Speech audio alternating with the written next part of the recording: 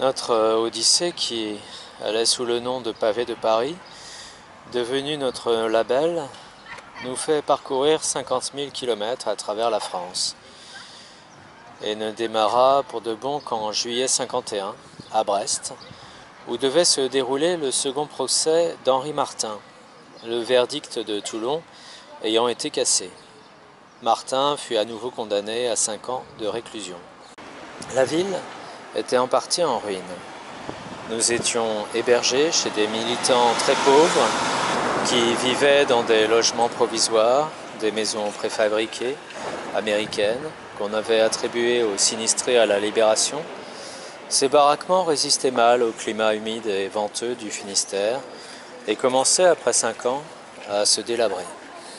José Valverde se souvient certainement du lit étroit que nous devions partager dans un recoin traversé par les courants d'air de l'une de ces maisonnettes, où s'entassait une jeune famille déjà nombreuse.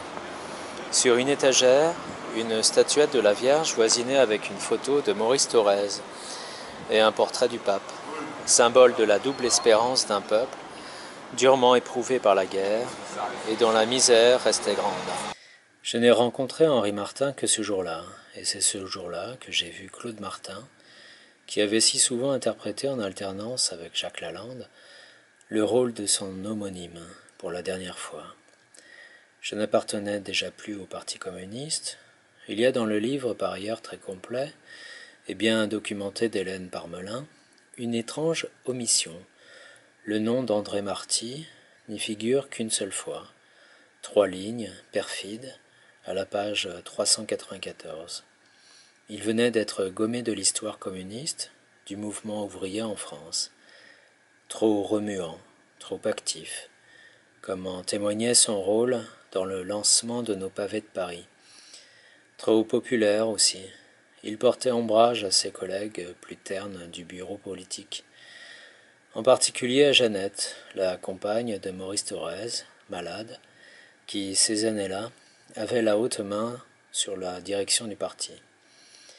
Il était de notoriété publique qu'il ne pouvait pas se blairer. On accusa Marty des péchés habituels, déviation de gauche ou de droite, je ne sais plus, activité fractionniste, relation coupable avec le grand capital. Il n'avait jamais cessé de fréquenter son frère industriel, etc. Et il fut proprement, ou plutôt salement, éjecté. André Marty n'était certes pas un ange, mais il avait sur ses accusateurs une immense supériorité. Il ne faisait pas l'ange.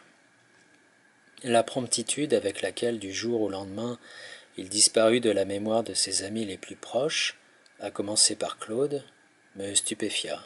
C'était fini. On n'en parlait plus. Il n'avait jamais existé. Il était moins qu'un mort, dont au moins on peut évoquer le souvenir, sur la tombe duquel on peut toujours aller se recueillir, déposer des fleurs.